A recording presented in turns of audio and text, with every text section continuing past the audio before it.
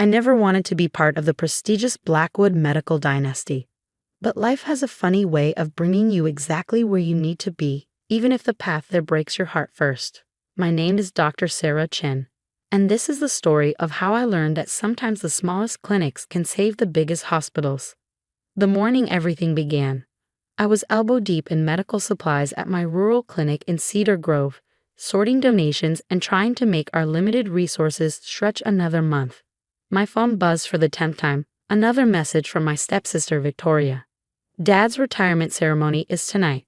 Last chance to stop embarrassing the family and show up properly dressed. Though honestly, working at that pathetic clinic, can you even afford proper clothes? I ignored it just like I'd ignored the previous 9 messages. The Blackwood Medical Center's grand ballroom would be filled with the elite of the medical world tonight, celebrating my stepfather Richard's 30 years as CEO of the largest private hospital chain in the Northeast. My absence would be noted, discussed, and ultimately used as further proof of my unworthiness to carry the Blackwood name. My nurse, Maria, peeked her head in. Dr. Chen, the Williams family is here early for Tommy's checkup. And you've got that thing tonight, right? The fancy hospital thing.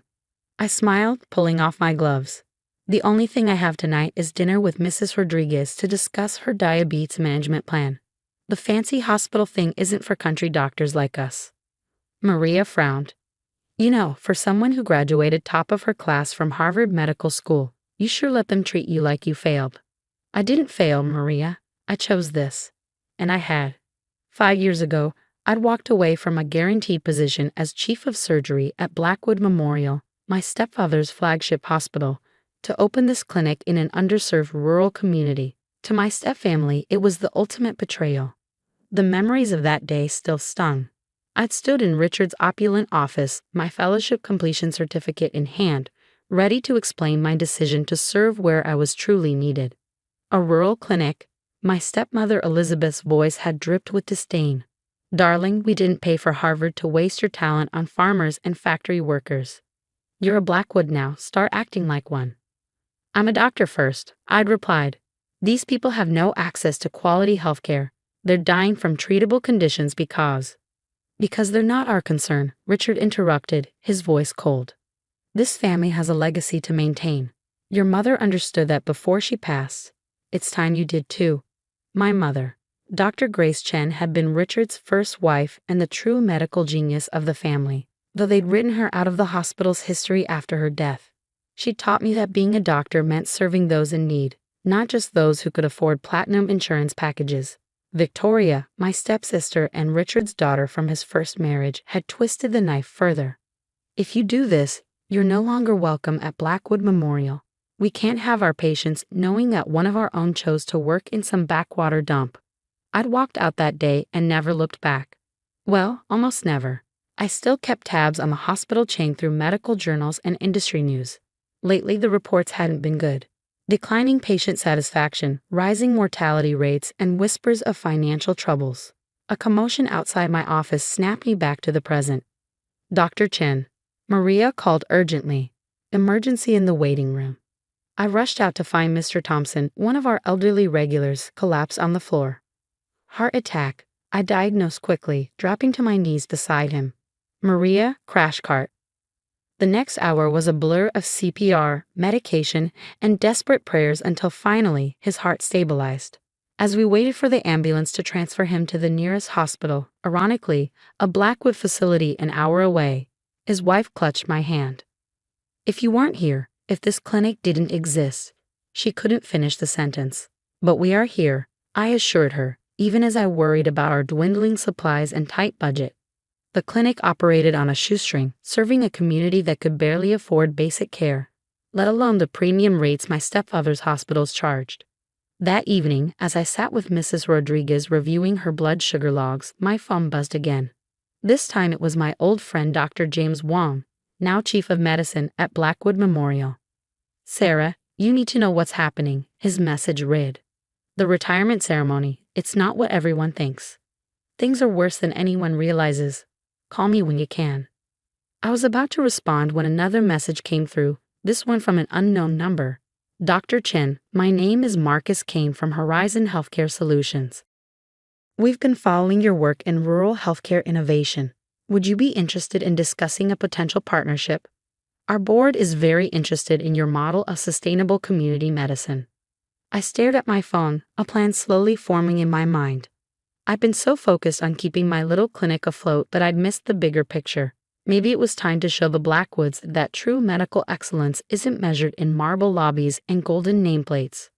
Maria, I called out. Cancel my appointments for tomorrow. I need to go into the city. The retirement ceremony? She asked hopefully. No, I smiled, thinking of the Horizon Healthcare message. Something much more important. It's time to expand our little clinic's mission. As I drove home that night, past the farms and factories my stepfamily looked down on, I thought about my mother's last words to me. Sarah, healing isn't just about fixing bodies. Sometimes you have to heal entire systems. I hadn't understood what she meant back then, but I was about to find out. Little did I know, walking into Horizon Healthcare's offices the next morning would set in motion a chain of events that would shake the Blackwood medical empire to its foundations. Sometimes the best revenge isn't destroying what others built, it's building something better right next door. The Horizon Healthcare offices couldn't have been more different from the ostentatious Blackwood headquarters. Clean, modern, and efficient, without a crystal chandelier in sight. Marcus Kane, their CEO, met me in a simple conference room, his enthusiasm evident. Dr. Chen, thank you for coming. Your rural healthcare model is exactly what we've been looking for. He spread out a series of reports. Your clinic's outcomes are remarkable. Better patient compliance, lower readmission rates, and significantly reduced care costs. And you've done it all on a shoestring budget. I studied the data they compiled. We focus on prevention and community engagement. It's not revolutionary, just exactly what the industry needs, Marcus interrupted. Which is why we want to fund your expansion. 100 clinics across 5 states using your model. Full administrative autonomy, state-of-the-art equipment, comprehensive staff training programs. My heart raced, and my existing clinic will become our flagship training center. Dr. Chen, we're prepared to commit $500 million to this initiative. We believe you can revolutionize rural healthcare delivery. As Marcus outlined the details, my phone buzzed repeatedly. Messages from Victoria about last night's ceremony, each more gloating than the last. You missed quite a show, little sister. Dad announced me as the new CEO of Blackwood Medical. But don't worry, we'll still treat your little charity cases at full price, of course. Someone has to pay for my new beach house. I muted the notifications and focused on Marcus's proposal. By the time I left his office 3 hours later, I wasn't just the director of a small rural clinic anymore. I was the CEO of Horizon Community Health Network, with resources that would make Victoria's beach house look like a sandbox. But I hadn't even made it to my car when James called. Sarah, it's worse than we thought. Victoria's first act as CEO. She's cutting all charity care programs. And the board just approved a 40% rate increase across all hospitals. She can't do that. I protested. Those programs serve thousands of patients. The community relies. That's not all. James cut in, his voice dropping. Remember those experimental treatments your mother was developing before she died? The ones Richard claimed failed? My grip tightened on the phone. What about them? I found her original research files. Sarah, they didn't fail. They worked. Richard buried the results because they would have made treatment too affordable. He's been sitting on potentially life-saving protocols for 15 years. The world seemed to tilt on its axis. My mother's last project, affordable treatment protocols for common but expensive procedures, had supposedly died with her. Richard had used her failure to push for increasingly expensive proprietary treatments instead.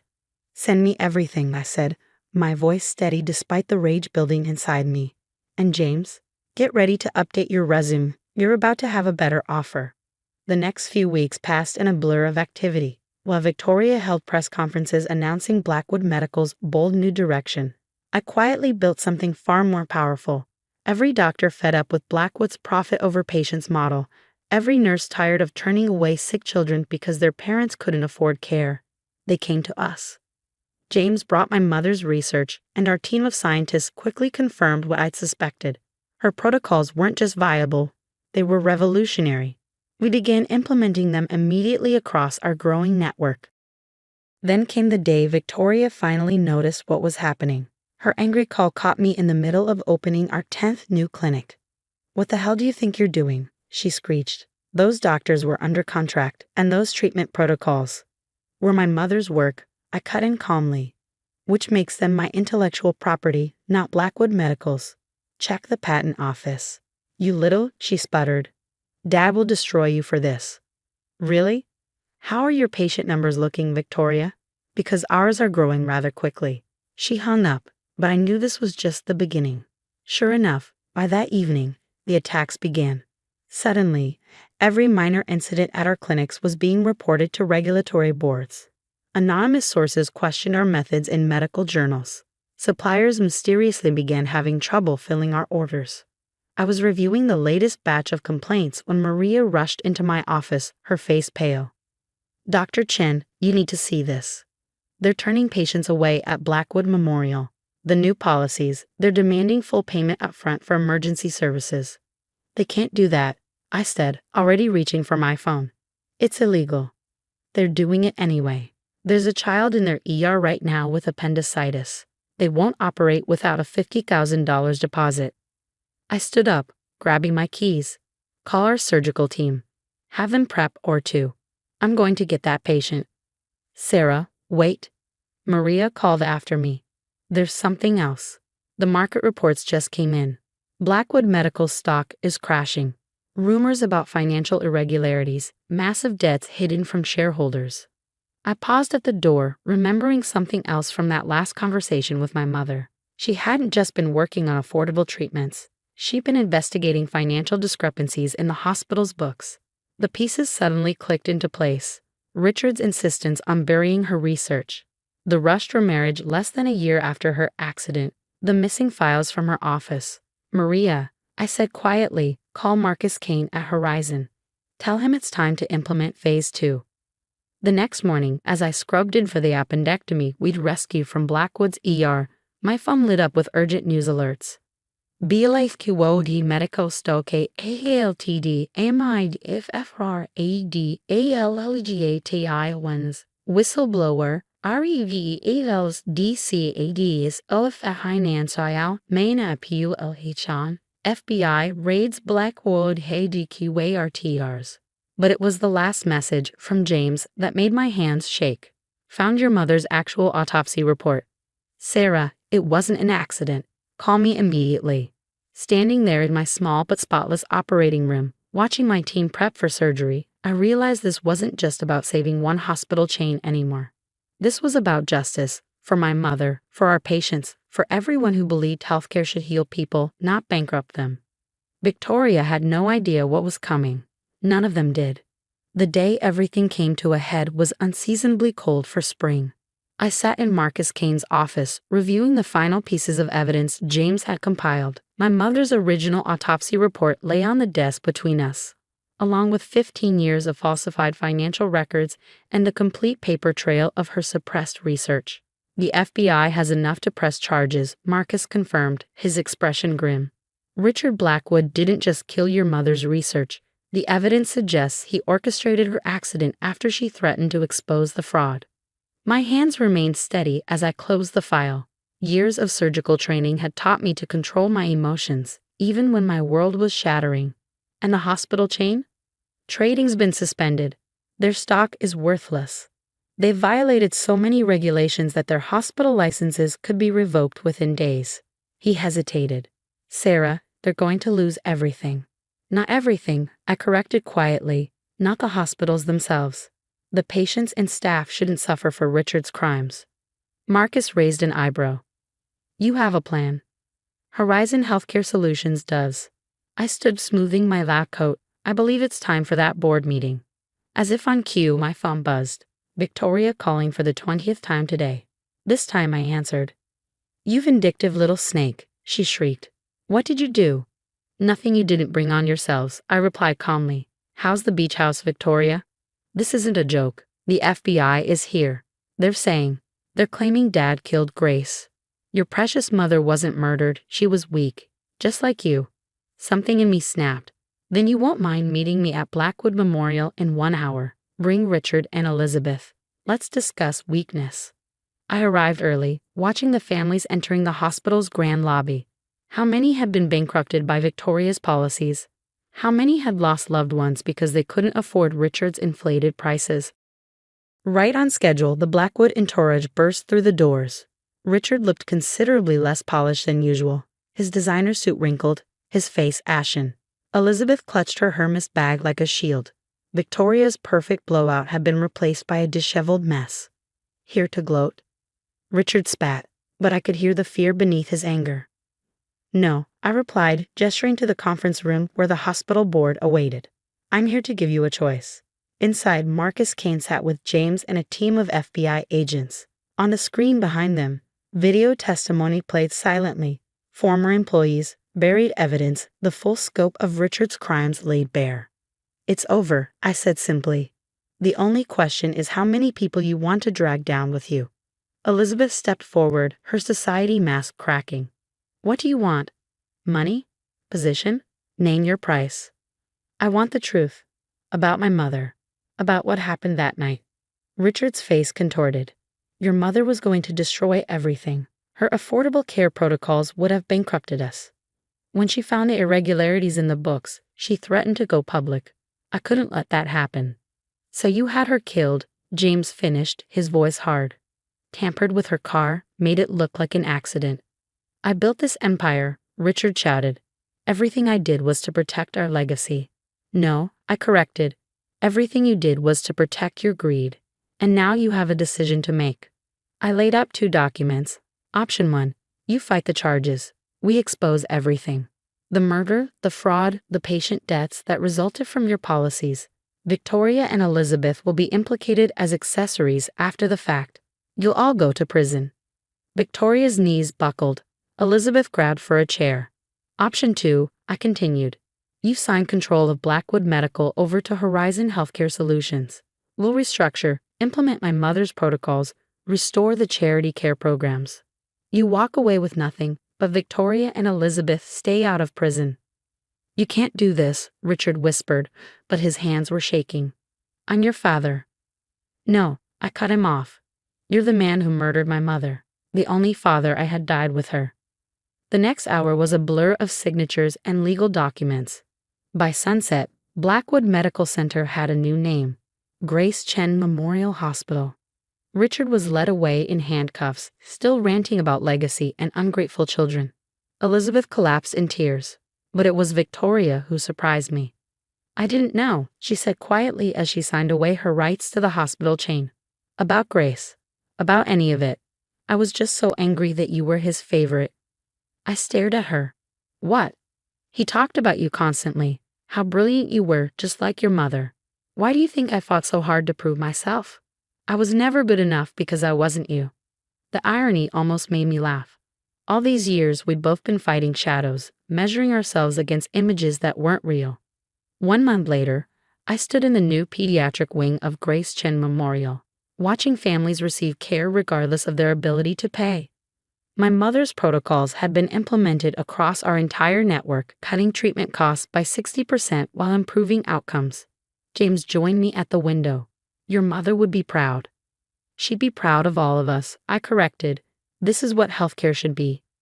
Victoria's trial testimony had helped put Richard away for life. In an unexpected turn, she'd gone back to school, determined to become the doctor she pretended to be. Elizabeth had moved to Florida, her society friends deserting her as quickly as her wealth. As for me, I split my time between overseeing the hospital network and working shifts at my original rural clinic. After all, every great doctor needs to remember why they started. The press called it a revolution in healthcare. Industry journals studied our model. But for me, success wasn't measured in headlines or profit margins. It was measured in the faces of patients receiving care they could actually afford, in the satisfied exhaustion after a long surgery, and the knowledge that my mother's legacy lived on. Sometimes at night, I visit her memorial in the hospital garden. You were right, Mom, I whisper to the stars. Sometimes you have to heal entire systems. The Blackwood medical dynasty had fallen, but something better had risen in its place. Not an empire built on greed and fear, but a network of healing built on compassion and innovation. After all, that's what real doctors do. We heal. We serve. We remember our oaths. And sometimes, when the healing is done right, justice follows naturally. Maria still teases me about keeping my old office at the rural clinic, even though I could have the fanciest suite in any of our hospitals. But she understands. That small room where it all started reminds me of an important truth. It's not the size of the hospital that matters, but the size of the doctor's heart. Richard's legacy now molders in a prison cell, while my mother's vision transforms lives daily. Sometimes the best revenge isn't destroying what others built, it's building something so much better that people forget the old version ever existed. That's my legacy. That's my mother's victory, and that's a story worth telling.